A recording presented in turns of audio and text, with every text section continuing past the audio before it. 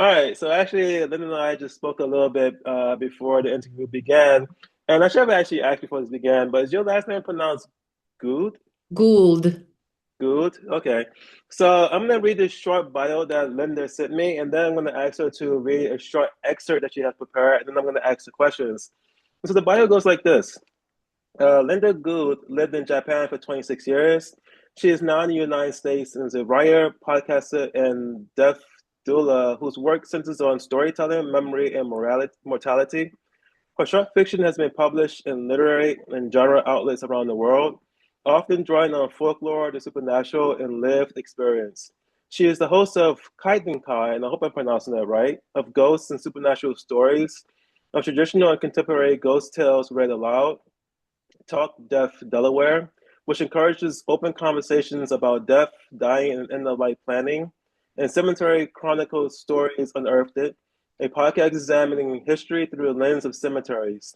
She is also the author and illustrator of The Diamond Tree, a dual language book in English and Japanese, reflecting her long engagement with cross cultural storytelling and life in Japan. And actually, Lynn and I spoke during the pandemic several years ago. This is the first time Mhm. we're doing it on Zoom where we can actually see each other. So actually, it really is cool to see you right now. You And too. yeah, and then before I begin the questions, if you could just say your name and then the title of the piece, and just go ahead and read the excerpt you have prepared. Sure. So my name is Linda Gould, and I'm the host of the podcast, The Kaidankai. This story has appeared on the Kaidankai, and it's called It's Your Turn. Timothy gazed at the colored folders lined up neatly across his desk. Each held the equity valuation of a company under stress, and one of them would be the target of his next acquisition. He had narrowed it down to these four: a bicycle manufacturer that recently lost its family patriarch to cancer, a construction company in a town with a declining population, an independent film studio, and a metalworking company in Japan in a cash crunch due to a natural disaster. Any of these options would provide Timothy with a financial windfall once he downsized operations and divested the assets. The problem was, he had been so successful over the last 20 years that a whole generation of upstarts had studied his techniques and were now his competition. He wanted a project that would show he was still at the top of his game. He stubbed out his cigarette, then one by one tossed three of the folders in the trash, reciting, "Not your turn," for each one. The yellow folder remained on his desk. Let his competition have the other businesses if they found them. It was time for Timothy to go international. Takahashi Metalworks, he tapped the yellow folder 5 times. It's your turn. Takahashi was late. Rather than sit in the car and listen to his driver's small talk, Timothy had walked the perimeter of his soon-to-be acquisition, a concrete and metal monstrosity marred by streaks of black grime, but with a carefully maintained flower garden at the wall's base. Haven't these people heard of power washers? Timothy wondered. The monolith rose from a patchwork of rice fields that stretched as far as he could see. Dotting the fields were bonfires from which billowing gray smoke drifted across the fields, and every now and then Timothy spotted shapes moving behind the veil of smoke. I'll just stop there. All right, and thank you so much. Actually, I love fiction that takes place in foreign locales. I mean, I also write, a lot of my fiction took place in Korea. And one of the first stories that I read, I visited Japan. I read Murakami when I was there, and I Uh-huh. really love Murakami. But actually, the first question on the interview is, what is your writing? Okay, these are very general questions, so take them as you want to. What Okay. is your writing process? Well, I wish I had an easy answer for that. To be honest, each story kind of has its own process. Um, my book, The Diamond Tree, was actually written while I was on a Zoom call and somebody had to take a bathroom break. And while I was waiting for them to come back, I just kind of started typing and typing, and it just kind of flowed. I thought, it's taking this person a long time to come back. I was already like halfway through this idea, um, and I just wrote a little note. Are you there? Is everything okay? And they had come back, and they were reading what I was writing, and they were like, don't stop, keep going." So in that case, and in other cases since then, sometimes I just sit down and the story just comes through. Other times, I might be reading the news and something interesting will be there, and I'll think, what made had that happen? Like what were all the events that came up to that? And I'll just kind of make something up myself. Other times I'll just get some idea and I'll just sit down and and I might have to struggle to make all the pieces fit. But eventually I'll end up with a skeleton, so to speak, of a story. And so for me, that part of the process changes. The one thing that doesn't change is the editing. Like after I have my initial outline or my the skeleton of my story, I just sit down and I'll just edit it 10 times, 20 times, and sometimes it'll be like a completely different story than what I initially started with. So it varies so much depending on the story.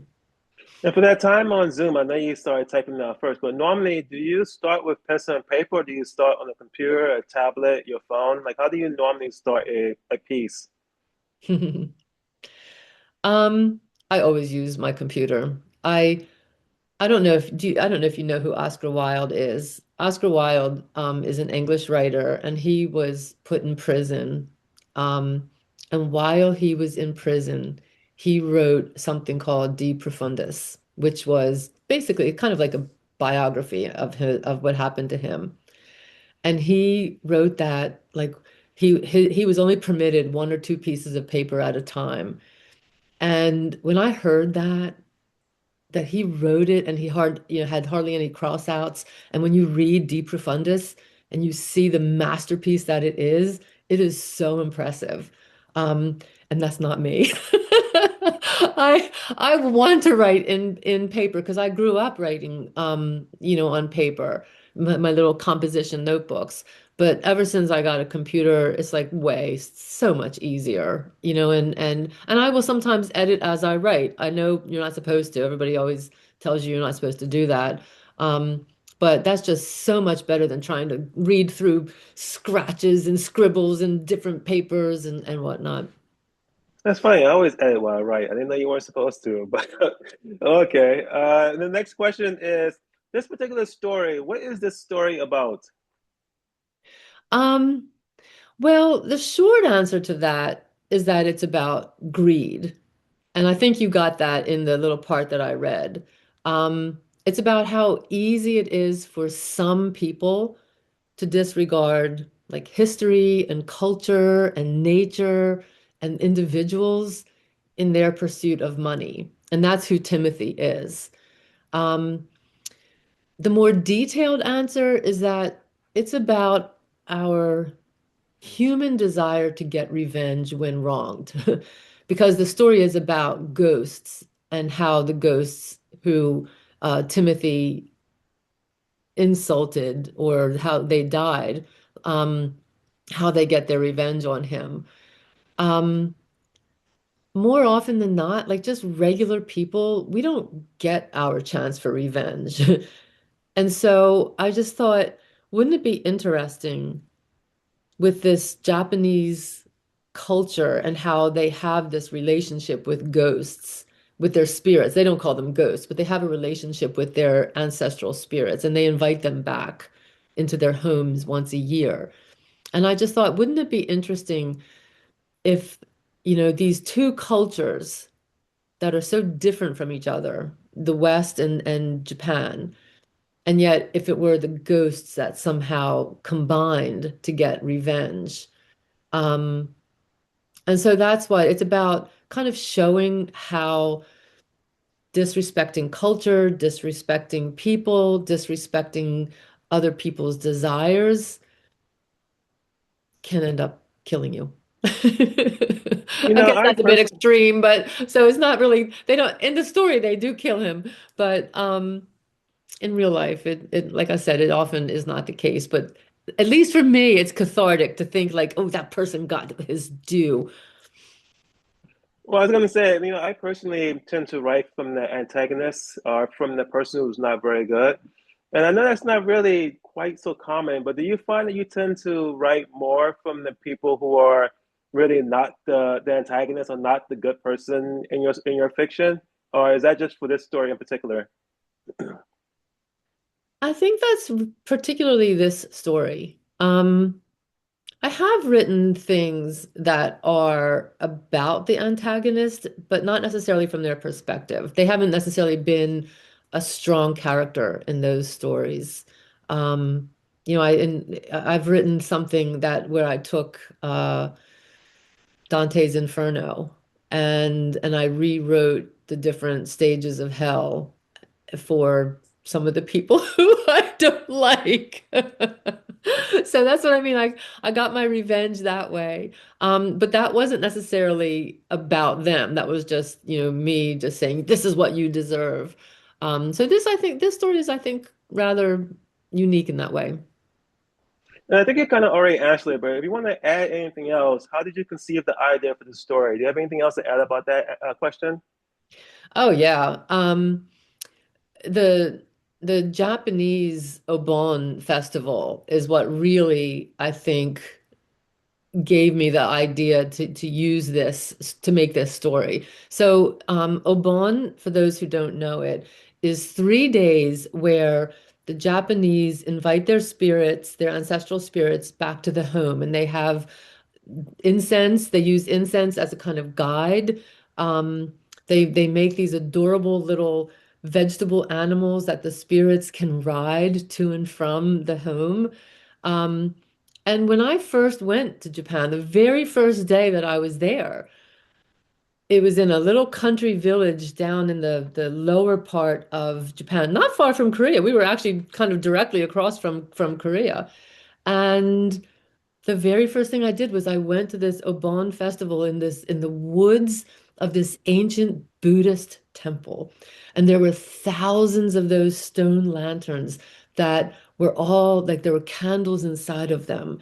And so I stood there and I saw this beautiful light, these paths through these lanterns, just guiding me along the way. And the whole time that you're walking through this, there's this awareness, this solemnity, and an awareness that you are walking among spirits. You are walking among those who have come before you.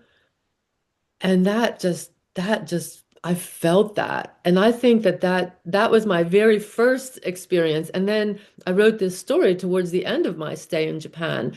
And in the different places that I lived in Japan, Obon was always there, but it was celebrated differently. And so I think that over time, all of these different traditions around Obon and my natural affinity to loving ghost stories and using ghost stories and the supernatural as my own cathartic writing method just kind of came together.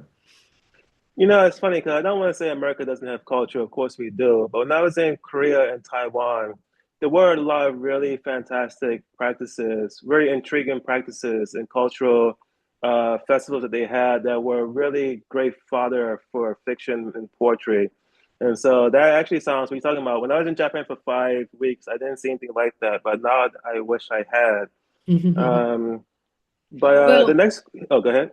no, just very briefly about that. That's I'm a death doula now. What that means is I work with people who are at the end of their lives and I help them face death. And one of the things that I do is, educate just people in general to talk about death because I think you and I both know, having lived in Asia, there is an awareness and a comfort with death that we don't have here in the West, and in particular in the United States. So, when I came back here and I saw that, it just seemed like a natural thing to just, kind of take what I've learned from my experiences living abroad and incorporate them in my work here. Yeah, that is really fantastic, actually. Um, well, and then the next question is, What tip would you give on writing short stories? Well, I thought, I think about this a lot. I'm not the most published author. I listened to some of your other interviews, and those people are way more published than I am.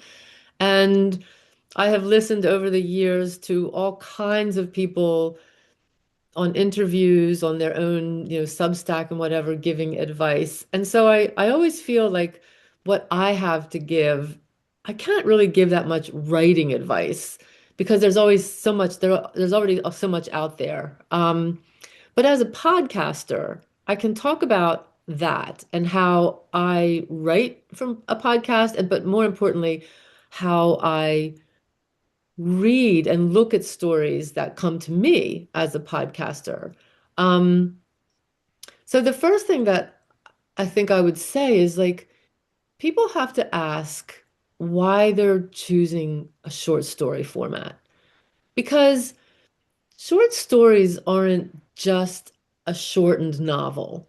And I get a lot of stories that appear to think they are. Um, a short story like has its own feel and its own expectations. A short story like really has to be precise. We always hear, a story has to grab you from the get-go, but it's even more important in a short story. Um, you have to reveal information, but you don't have the time that you can take with a novel. So it has to be delivered in a creative way without it just being a lot of exposition. And I see that as well. Like I see people use dialogue as exposition, and that is a killer to a short story. Um, you need that color, but you can't overwhelm a short story with non-essentials. The dialogue, in my opinion, almost has to be treated like a separate character because it the dialogue can kill a story or it can, take a story from average to like, oh my God, I have to read that on the podcast. Um, Also, a story that is going to be read is different than a story that's going to be listened to. So when somebody writes, they also have to think about like where are they going to send that story? Is this story being sent to a podcast where it's going to be read out loud, or is it going to be, in a digital format where somebody's going to be quickly reading it while they're, on the train in Asia, or listening to it, not listening to it, or reading it when they're like, between at the end of the night after a long day or something? Or is it going to be in an artistic journal, in a literature journal, where somebody's going to like really read it closely and think about it? Those are all things that I think if somebody takes the time to think about when they're editing their story, maybe not when they create it, but when they're editing it, that can really help define how a story can end up. As for ghost stories, there's so much that you can do with a ghost story or the supernatural story that you can't do, with something that's supposed to be realistic because people just won't believe it. Um, and I guess finally, to me, stories are a little bit like kids. Um, like you have your kids, but each one is an individual, and together you're a family, and together have similarities, but each story, each kid, you have to deal with in a different way that is good for that person or that story. And so that's what I would suggest people to do is just take that time to figure out why are you writing a short story? Can it be instead flash fiction? Do you really want to expand it a little bit and make it instead a novel? And if you answer some of those basic questions, then it can help, guide your editing process and eventually, what you do with that story. And then about the antagonist, on the same note about the antagonist, like I said, I write for antagonists pretty often, but Mhm. not many people do. So, what tip would you give on writing from the perspective of an antagonist? You know what? I'm sorry, Todd. I do not have a good answer to this because I think of when I was a kid and was learning about English and literature. And I think that the idea of an antagonist has changed so drastically since then. Um, the definition of an antagonist is a character or a force that's just in conflict with the protagonist. It doesn't have to be a good guy or a bad guy. But nowadays, it really tends to be put in that simplistic good versus bad way. Um, and although there may be some depth to the character, like I'm thinking of the simplistic things that people do, like Bill Sikes in Oliver Twist or Napoleon in Animal Farm, um, the Cyclops in the Odyssey. Those were just like, this is the antagonist. But nowadays, the antagonist is the main character in a lot of stories. And so, like the Wicked Witch of the West, she used to be the typical antagonist, but now with Wicked, she's kind of like the protagonist.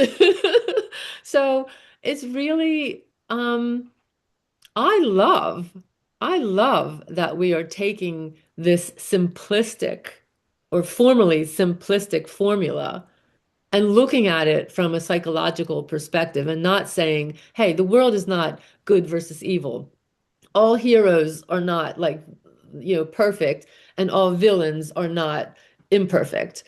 That there is a real mix. And depending on your perspective, depending on your background, you have something to say as well. And there can be stories written about you as well.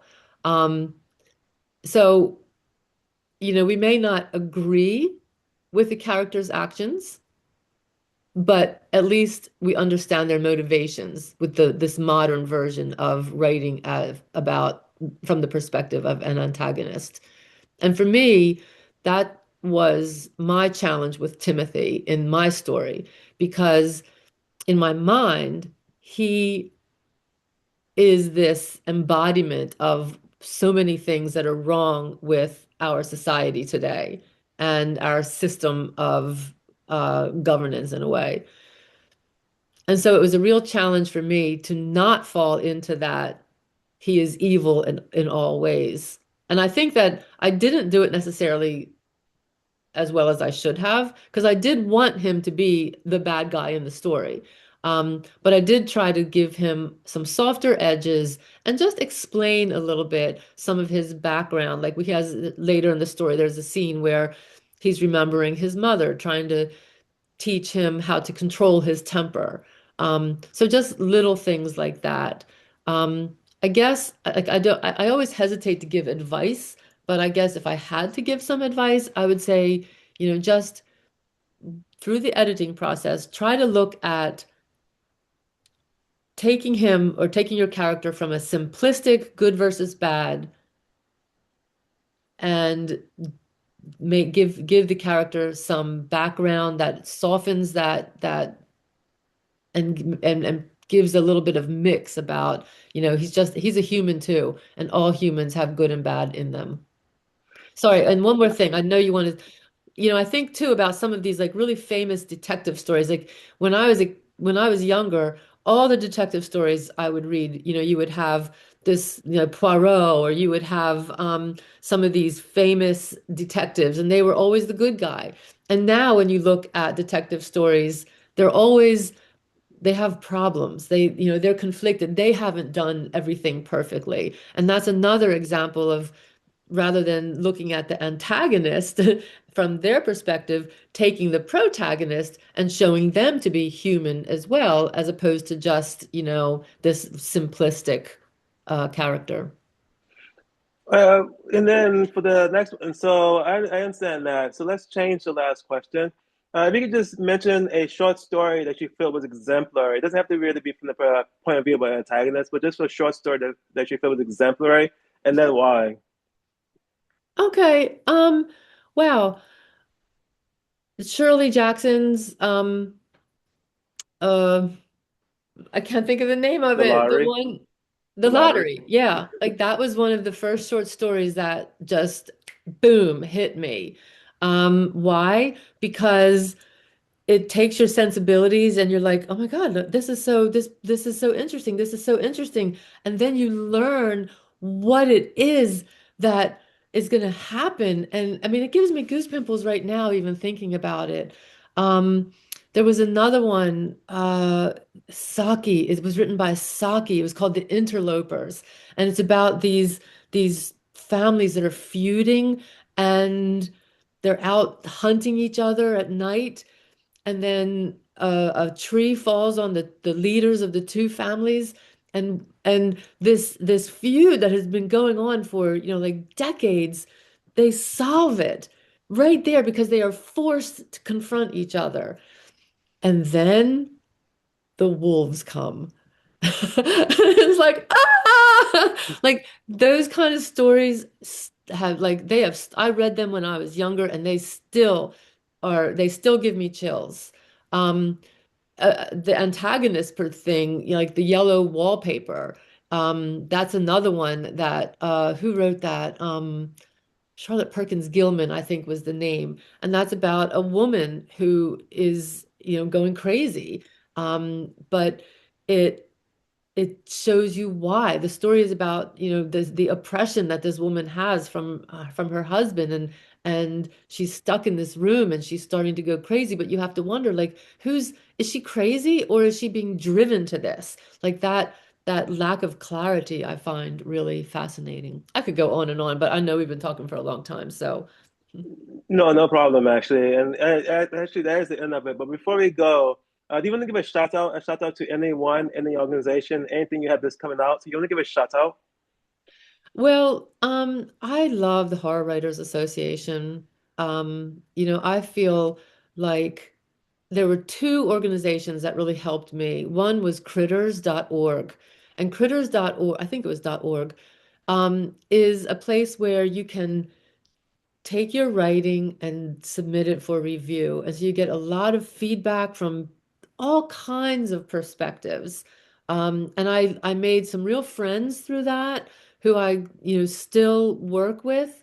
But more importantly, I learned a lot about writing by looking at other people's work and critiquing that, and then listening to what they had to say about my own work. So critters.org was a great organization and it was free. And then the other one is the Horror Writers Association, just being able to talk with other people who were in that genre that I was getting into. I just learned so much from the writers, and from some of the just the interactions that I had with people there. I just want to say one thing. Actually, since I've been back, I have now met many writers, and I have noticed after talking to them how many writers don't read. I definitely want to tell everyone, please read. Just read as much as you can. Don't just Mhm. write, also read too. But Linda, this has been a really great conversation, actually, and thank you so much for joining me today. Thank you so much. I am so happy that we did this. This was such a pleasure. Yeah, it was. And actually, now that I think about it, I remember when I talked to you the first time, I was like really, really sick. I remember I was coughing at some point in the interview. I know that you were a bit That's ill right. today, so I'm glad you were well enough in order to join me today. Yeah. All right, so I'm Thank going you, to end Todd. the, oh, no problem. I'm going to end the recording now.